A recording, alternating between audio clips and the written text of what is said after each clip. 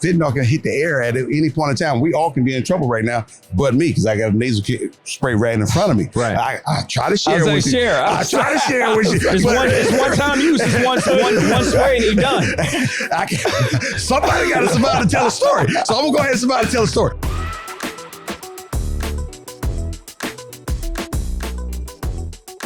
What's up, everybody? I'm Peanut Tillman, and this is the NFL Players Second Acts Podcast. With me, as always, my trusted co-host, my old man, my uncle, Roman Harper. What's up? Yeah, I'm doing good, man, even though you're older than me. It's really good to be here. We got a special guest. I'm really excited to see and talk to this young man because he's somebody that we all got to grow up watching and all being a fan of. Yeah. Whether you hated him or loved him, you were definitely had an opinion about him. Yeah, three-time Super Bowl champion. He's an MVP. Yes. He's in the Hall of Fame. Yes. Ladies and gentlemen, Emmitt Smith. Welcome to the pod. Not only that, I mean, you left out the most important thing was that he's the NFL's all-time leading rusher. Like, I'm not going. We're pressed for time. I can't. Okay. If I read all this man's stuff, the resume is extensive. Thank you. I'm not trying to do you a disservice, brother. Like it's too long. I'm not worried about that at all. You know, just to be on the set with you brothers. Come on, and having the chance to just chop it up about some football and some stuff that's going around, et cetera. That's really what this is all about, bro. So don't worry about the resumes. I appreciate it. You're a champion just like I am. Thank you, sir. I appreciate that. I receive it. Well, Emmitt, man. So last night we were at the honors. Peanut and I were both there, and some guys got inducted into the NFL's Hall of Fame. Not everybody went in on their first time. What does it mean to be a first ballot Hall of Famer? I don't think enough people take enough credit or realize what that part of it means. You know, being a first ballot Hall of Famer itself, after completing however long a career you've had, it means a lot at this stage of one's life. It is the culmination and the final piece, the final chapter of your whole entire career. Yeah. When you're going into the Hall of Fame. And being a first ballot means I don't have to wait any longer. Yeah. It's now. I don't have to worry any longer. My worry is over. Because once you're in, it's a class and a group. It's one team that you make. It's one that you cannot get cut from. And you're there immortalized forever. Yeah. Forever. And so that feeling and that knowledge that it's behind me now. Yeah. That's for someone else to worry about now. And so, and even if you become a second ballot or third ballot, like my man Darren Woodson, for example, I mean, I feel for him. I mean, he's a guy, and I feel for some of my other Cowboy teammates. How can you have the NFL all-time leading rusher in the Hall of Fame and the quarterback of that team and the wide receiver of that team, and only have one lineman in the Hall of Fame? Yeah. And that's Larry Allen. Yeah. Where's Big E? And Big E went up against Reggie White, who's a Hall of Famer. Yeah. Yeah. And Michael Strahan, who's a Hall of Famer. And other folks who tried to get Detroit but couldn't get through Big E. You know what I'm saying? So, and then you look at Darren Woodson, and I'm like, there needs to be more Cowboys from my era and from our team in the Hall of Fame with us. And so being a second ballot guy, I don't know what that experience is like, but I definitely know what the first ballot guy feels like. And that right there was cool for me because I got a chance to celebrate it with my pops, my moms, and everyone else right then and there. I'm not trying to be arrogant or anything, but somebody was like, why are you worried? So, well, anything can happen. Yeah. But I'm like, in the back of my mind, I'm saying, how in the world are they going to keep the all-time leading rusher out of the Hall of Fame on his first go-around? That's unheard of. So there was an expectation that it was going to happen, and I was excited because Jerry Rice was going in. Jerry Rice and I both retired at the same time. Tim Brown retired at the same time. All of us retired at the same time. And so going in there, and Tim Brown is a Hall of Fame. Yeah. Yeah. So all of that meant a lot. Yeah. Especially being the first ballot. Yeah, that's cool. That's cool. So you're the league's all-time leading rusher, but you're also the league's all-time leader in rushing attempts. Do you know what those attempts are? Yeah, 4,300 or something. No, don't short stack yourself. No, 40, is it 4,500? 4,409. Yeah. That's durability. That is durability. And a lot of people don't talk about that. So I'm glad that you brought it up because durability. Durability. But what's more important, if you could pull up the stat of how many fumbles. I want to know how many fumbles. And you were a guy that mostly kept it in your left arm all the time. Yeah. I'm more both proud. ways. I'm proud of I'm curious about the number of fumbles because I don't think about it that much. But I'm like, that's a lot of carries. There's a lot of carries. And that means longevity. It is. That does. Like I tell people, the best ability is availability. Yes, it is. If you're not available, you can't get the carries. Yeah. If you're available, you get the carries. Yeah. I wasn't tapping out like I see kids these days. Tap out, they get a long run, he's running to the sideline. Right. No, I get a long run. I want to finish what I just started. And so. You think you could have made him fumble? No, he's not. He's not. I always thought it was very unique that Emmitt always carried the ball in his left hand, whether he's going to the right, where everybody tells you got to put the ball in the outside hand. You were different. There's no wrong reason to it. You're the NFL leader's all-time rusher. So I won't hate it. I always thought that was very unique about your game. And the other thing that I always thought was beautiful is that it didn't matter who got y'all down there. Emmitt was going to come in and score it. We got down there. Hey, good job. Y'all going over there now. I got this. I just said it to Mike and Harper and Jay Novacek all the time. Thank y'all. I got this from here. I just said, they used to get hot at me. So mad. They knew it was coming. They knew it was coming. And this is what it was. And to me, I always thought it was very unique about what you guys Cowboys were at the time and what NFL, that's what I grew up on. Right. Well, we took pride in everything that we did. Jimmy did a great job of cultivating the right culture and creating the right chemistry and the right competitive spirit amongst the team, even during practices. And so when it came down to the game times, we practiced so daggone hard. The games were a lot easier than most people want to give them credit for it. It's because we was well prepared. And we were built to play in or fight in close quarters combat. Yeah. We were built for that. And so that grinder, when it came down to putting pressure on others, they felt more pressure than we did because we were built for it. And that's the way Kansas City Chiefs are built right now. You give them a 1-2 point stroke game, they gonna find a way to win this game. Absolutely. You can't keep it close. You know what's been interesting is that how many of the former football guys are all like, dude, Kansas City, like everybody the football that played appreciates what Kansas City's been able to do. This run they've been on, this greatness, this lane that they've been in. And just that, man, when it gets close, it's just something about them that is different. Hey, I looked it up real quick. You had 61 fumbles in your career. And so basically that's less than 1% of your carries. So that speaks to how great you were. The durability. When you played, the durability. And the only reason why I carry the ball in my left hand, I do two things in my left hand. I carry the football in my left hand and I shoot pool left-handed. Okay. I am right-handed dominant. Yeah. And the football in my left hand feels more comfortable. Yeah. I feel like I'm going to fumble more if it's in my right hand. And that's my dominant hand. I feel better with the cue stick in my left hand than I do in my right hand. It's weird. And so they tried. Trust me, many coaches have tried, and many coaches said, hell with it. Just let him do his thing. I do have a question. Talk to me about what you're doing with Narcan. With Narcan nasal spray and Emergent, I'm continuing to spread awareness around opioid overdoses. Yeah. The epidemic itself has plagued the whole entire country.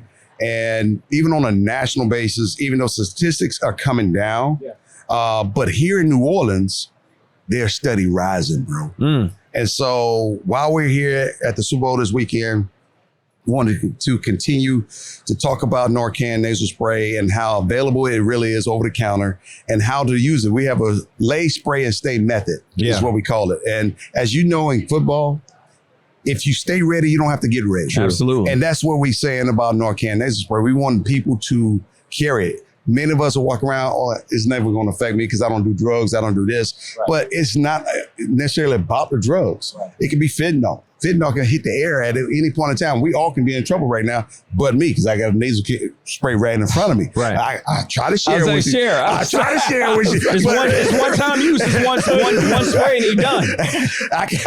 Somebody got to survive to tell a story. So I'm going to go ahead and survive to tell a story. Anyway. You going to fumble that. We going to be it. It's going to be like the commercial. Fumble! Yeah. And everybody jump around for the Narcan nasal spray. But on a serious tip, that's really what we're trying to do, is get people to understand that you have the ability to save another person's life. And why not take the initiative to do that and be ready, whether you have it in your backpack, have it in your car, or have it in your gym locker, have it in your home, because most overdose do occur at someone's home. Right. May not be yours, may be someone else. And oftentimes we don't know what other people are involved in. Right. Even our closest friends don't tell us everything. That's true. People do drugs. They do drugs other places. They don't do it around the people that don't do drugs. That's very true. So being equipped and being ready is really what we're trying to get people to start thinking about. Yeah, I appreciate the work you're doing, Narcan. Hey, appreciate you coming on the pod, blessing us, talk a little bit of football, talk a little bit of Narcan. You are awesome. I grew up a San Francisco 49ers fan, but I've become a more Emmitt Smith fan today. Thank you. I'm an Emmitt Smith fan. I try to be consistent. Yeah, I'm a big time Emmitt Smith fan. Today. My dad does not like the Cowboys, and we live in Texas. So I grew up not liking the Cowboys, but I love Emmitt Smith. Thank you. I like that. I like that too. I get that in Philadelphia. I get a lot of haters in Philadelphia. They say, I hate the Cowboys, but I like you, Emmitt Smith. I love that. I love that. That right there says you have crossed over. Yeah, that's it. Yeah. That's all that matters to me. Thank you guys for coming on. Yes, sir. Y'all be good, brother. Hey, we got one of the greatest safeties to ever play this game. He's a Hall of Famer, ladies and gentlemen. Welcome Ed Reed to the pod. What's up, bro? How y'all doing, man? Oh man, we chilling. I'm in football royalty right here. This is all of us, man. This is the man right now. I watch y'all too, Pete. We did okay, but you was him. Yeah, but I watch y'all too, bro. I never got a chance to tell you this when we played, but like just huge fan of yours and what you did on the field, how you ran the ball, how you ran downhill, and how you used to smack people in the mouth. Like I was just like, oh, I love it. I wish I could have played one. I wish we could have been on the same team. Word. I appreciate it. Well, Ed, what does that feel like? Because how many young safeties and young people, even including us, who you consider as peers, because we all played around the same time, is that, when we look at you, that you are the embodiment completely of a full-blown safety. You make plays on the ball. You hit people. You play great in coverage. And you're also smart and be able to communicate and line guys up. What does that feel when you get when you are considered really almost like the GOAT of the free safety and the complete player and package, what you brought to this game? Man, thank you, bro. I'm grateful to God, man, to give me those talents and, to nurture. Yeah. Like I said, bro, I did watch y'all still too, like for real, man. Y'all boys balling out here, and that was part of my studying. That's what made me even more great, like learning from y'all. Like I took little things that you did good, and added to my game. Why not? And I'm going to continue to work on that. You know what I'm saying? So, man, that means a lot to me, bro, to hear that coming from y'all, bro, getting my flowers like that. I wanted to be a standard. I reached to be a standard. Can't say I didn't. I really wanted to make quarterbacks mad more than anything. Like my goal was to, honestly, it wasn't the Super Bowl and all that stuff until my last year as much. I mean, it was a Super Bowl, but it was really to have quarterbacks pissed off. Like that was my goal. Like I think you were good at it. You were really good at it. Yeah, like if I can make them frustrated, like that will do something to them. Because they don't have to think as much. So when you get guys like Brady and Belichick talking about find Ed every play, like that was it. Like that was what I wanted to accomplish, and they had everybody else listen because everybody was shooting to be them. Yes, you know what I'm saying. And then they had everybody running the 2-overs and the speedo, that was all part of it, man. Like for real, bro. Like I really wanted them to be mad and trying to be a standard, and outside of coming from, New Orleans here, Louisiana, just play football, man. Yeah. Talk to me about some of the work you're doing with DirecTV. Yeah, man. It's DirecTV has a streaming package of mysports.com they can go to. It's with ESPN, Fox.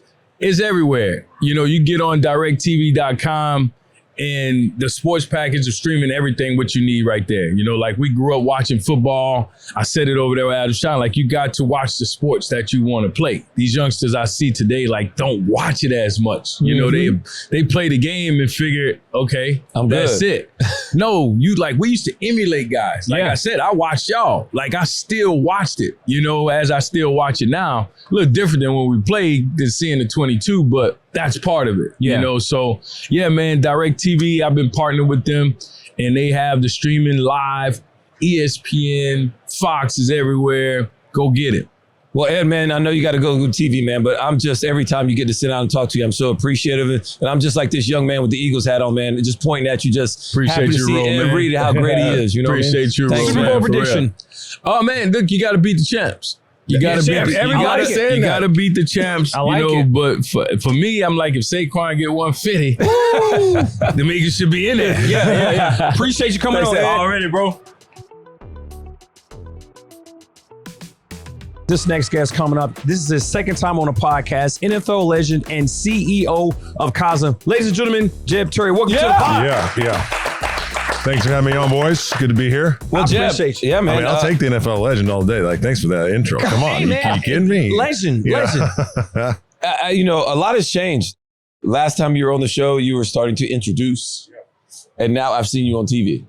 So kind of walk me through that process. What exactly is Cosm? What exactly is Cosm? That's the question everybody has, man. It's the world's coolest viewing experience, in our opinion. You know, we built this amazing place where fans can come and lean in, and it's like you're actually there.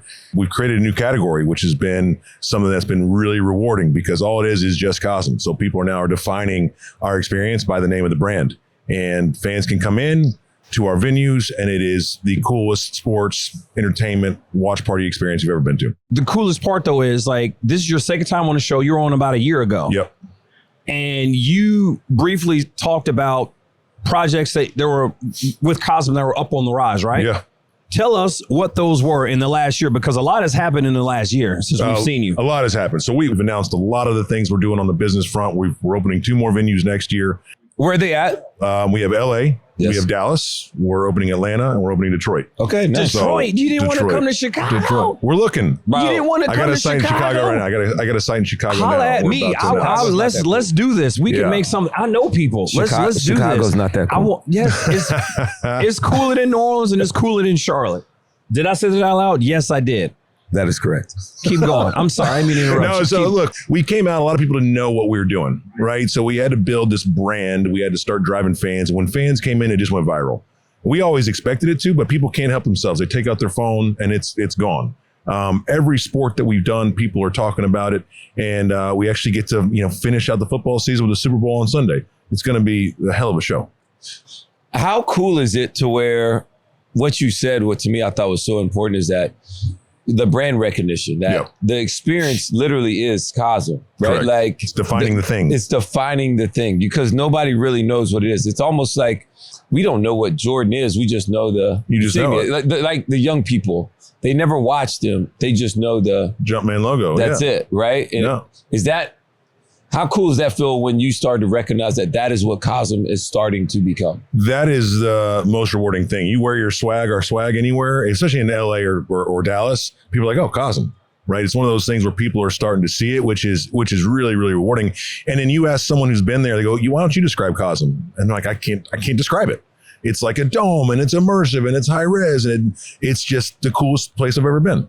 And that's been the best part because fans can't describe it. They just know they like it. Yeah. And that's the beauty of the business that we've built because we find it hard to be, for people to compete against us right now. Yeah. There will be competitors coming, but because of everything we put together, the fact that we've kind of defined the category, if someone does come up, they're going to be like, oh, that's just like a worse version of Cosm. Right. All right. What are you guys doing for Super Bowl with Cosm? I know it's the biggest, most watched sporting event probably in America. So what are you guys doing for it? Yeah, so we have the game live in LA and Dallas. In Dallas, it's actually going to be a Verizon Fan Fest. So they're doing these around the country. Cosm is the home of that one. And then in LA, we're open to the public. We have a big, block party. The street's blocked off out front. You guys have been in the offices over there. We're right by that. That's all blocked off. Huge fan fest there. And it is going to be like you're in New Orleans. The tagline we're working on is like, if you can't be there, be at Cosm. And we're going to transport the Super Bowl there. We've got programs and cups and swag, and it's going to be a hell of a show. That's cool. So what is the slogan? If you can't be there, Be a Cosm. be a Cosm. That is a slogan. He just said it. You didn't get it. I got it. You got it? I got it. You got I was it. there. You know what's the coolest thing is we have the Super Bowl on Sunday. The night before, we have UFC 312 from Sydney, Australia, right? And an NHL game and EFL soccer match. I mean, we're running. The thing about Cosmo is you have to have those special cameras. Yeah.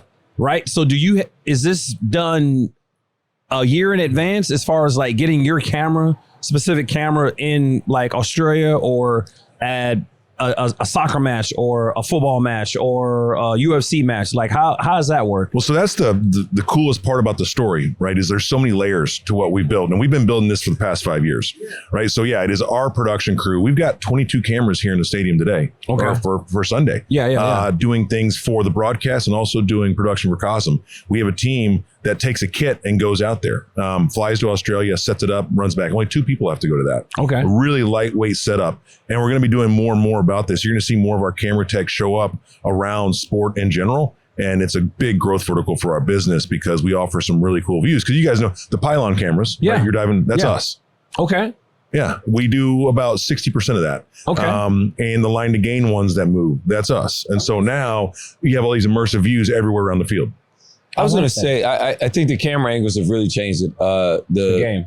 The game in which the way the viewers see it, feel like we're there because we can actually see where the line to gain is. Yep. And, we see the yellow line, but they always say that's not the official. That's not the official. That's exactly right. Yeah. That's exactly. Has anybody ever thought about putting cameras in the first down markers? Yeah, we thought about it, but then they're not wired. There's RF. There's all sorts of things. But yes, there's. I was wondering. That was going to be. It feels like it makes a lot of sense. Maybe we could do that. That's our thing. That's your thing. Maybe we could do that. Well, it's not our thing anymore because we just told everybody. So. We can tape this. This isn't live. We can tape it. We can edit this. We can edit all this out. So you want to edit that out? I absolutely want to edit that out. All right, we're going to edit that out. We're going to talk to Thomas in the corner. He's going to edit that part out. There you go. So why specifically you said Detroit and Atlanta? Atlanta, yeah. I get Atlanta. Why? Why Detroit? You look at Detroit, firstly, right? It's got the numbers of population to support what we're doing. Like that's the filter you go down. Yeah, absolutely. But then you look at the fandom that's going on there, and there's just rabid sports fans. Detroiters come out. They do. Right? There's 4 major sports teams there. You got the Lions, the Red Wings, the Pistons, the Tigers. And we have a fantastic spot right where the draft was last year. So you remember where the draft was? Yeah, absolutely. Record numbers, though. Record numbers. Record numbers for the draft. They had... It was like 750,000. Yes. Crazy. Detroit showed up last year for the they draft. Show they did up. awesome That many people showed up? Yes. Yeah. So, great relationship with our development partners there. There's a lot of reasons to like it. And look, we have, call it 6 more venues in the pipeline right now. We're about to announce cities and do that. So we're scaling this. Tell me, where would you guys put this place at in Atlanta? Yeah. I would like to know where. Okay. And then tell me some of the other cities that you guys have in mind with this. So Atlanta, we're in Centennial Yards. So, the new development's happening right there by State Farm and Mercedes-Benz and the Convention Center. Yeah. So they're building that whole thing up. It is going to be a killer entertainment district. So we're right there. More cities we're looking at. We're looking at Chicago. We're looking in New York, Boston, Nashville, Tampa, Phoenix, Vegas, Charlotte. We're looking in Austin, Houston, San Antonio. We think every major city in the U.S. can have a Cosm. Some of them can have 2 or 3. Ooh, and so okay. that's the enterprise we built as a company, is to be able to do that. So we're going to be announcing more here soon. What's one sporting event that you see Cosm hosting, like that you don't have currently right now? That we don't have. Probably it'll be an F1 race. Okay. We're looking at cricket. I want to bring cricket to Cosm. I don't even know how to play cricket. Well, you don't need to know.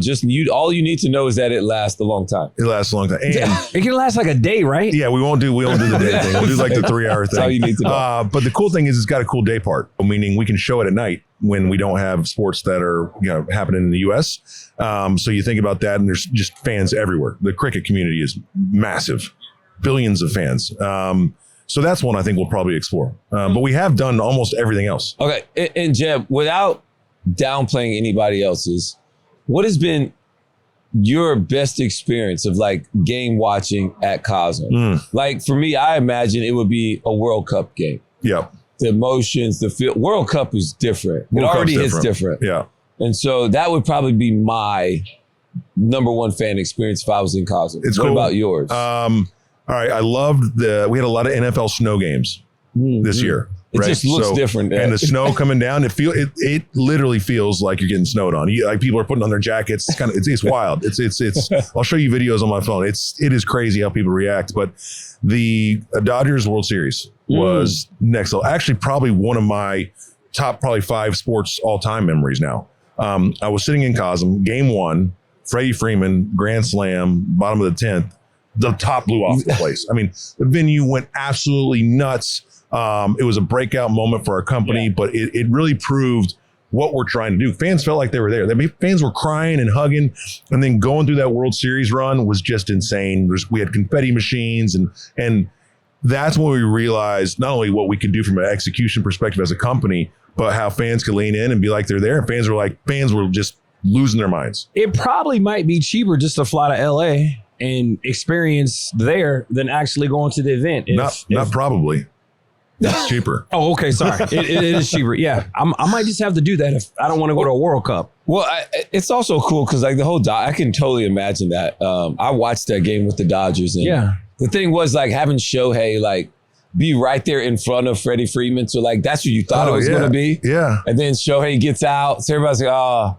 And then Freddie comes up, smacks it. It was and like, the whole crowd's going, Freddie, and everyone's just going nuts, man. That was a cool moment. Yeah, I could imagine that. That was really, really cool. Now, do you see yourself just doing mostly Cosm events, or do you still go out and actually try to go to an actual sporting event? There's nothing like going to the actual event. Okay. Let me put that out there. Yeah. We are not taking away from people buying tickets. Right. That's right. So being in the actual game, right? It's tough. You're never going to be that. But we love it being the kind of the third place is Cosm. So at stadium, at home, at Cosm, right? That's where we're thinking. And look, the convenience of it is awesome. And if I'm taking my whole family, my wife, 3 kids, going to Cosm is pretty easy, right? Cheaper. Yeah. I have to ask this question because naturally as former athletes and players, you don't get to actually be involved with the experience of the game. Right. Right. You go, you play, you're not really, you don't feel the vibes. Yeah. What made you understand that part, but understand like, man, what game did you go to? Was like, man, I got to be able to recreate this and take this somewhere else. And then all of a sudden you got to recreate Cosm. It's a great question. It's a great question. Well, look, loving sports like we do, where you're inherently a fan of the game. Yeah. Right. And one of the things I saw actually when I was playing football, like I was an O lineman, not a big name. I was in Tampa, and fans, when they came through Fan Fest, they've got the Buccaneers tattooed on their chest and stuff like that, and they're asking for my autograph. That's more Florida, man. But you're looking at this, and you're going, man, this fandom is just real. It is pervasive. And so from a business career, it's like, all right, how do I take what I know about sports and super serve these fans with cool stuff, right? That's kind of been the through line. And then when I worked at Fox, I got to see the other side of it, like the event side, the production side, seeing what the fans were doing. And that's why coming up with Cosm was really the combination of all these various experiences. And then knowing the fan passion is just so real. Anything you can do to give them more and give them a quality experience, they're going to lean into. And look, it's a huge responsibility. You can't have a watered down product. You got to lean in and have respect for that passion. And if you do that, the fans will lean in back and they'll just lean in and have fun with it. Man, you just got to let me know when y'all come to Chicago. Where should I go in Chicago? Where would I do it in Chicago? Lincoln Park. Lincoln Park's a good area. They got space. I like that area. How much room do you need actually for your setup? Not a ton. 30,000 square feet is the footprint. Oh, so less than an acre. Fulton Market. There you go. Fulton Market. And you know how he winked at me when I said that. I was like, how much? Oh yeah, Fulton Market. There you go. That's the spot. It's the spot. I was just there last week. Oh my, it's happening right now. Mustard! Let's go. It's happening right now. I'm loving this. Cosm come to Chicago. I'm there. I'm a partner. I'm a fan. Let's do this. I love it. See, that's the energy we need. Let's do this. I'm for it. Let's do this. Rome, come on. Well, pick yourself up. I'm gonna come home and get us up out of here, man. So, Jeb, Thank you so much, man. You did an awesome job as always. Thanks for having me on, So guys. excited for continue to like grow success, everything that you are doing, and as Cosm, your family, beautiful job, man. Thank you. And we can't help wait to continue to support. Appreciate it, So guys. thank you, man. Appreciate Y'all it. too. Thank you, man. All right. Yep. Appreciate y'all tuning in to the NFL Players Second X podcast. And make sure you subscribe, like, follow, share. Check us out on our YouTube channel. What else we got? Tell a friend to tell a friend to tell a friend. Yes. Apple Podcasts, iHeart Podcasts. Check us out. Appreciate y'all tuning in.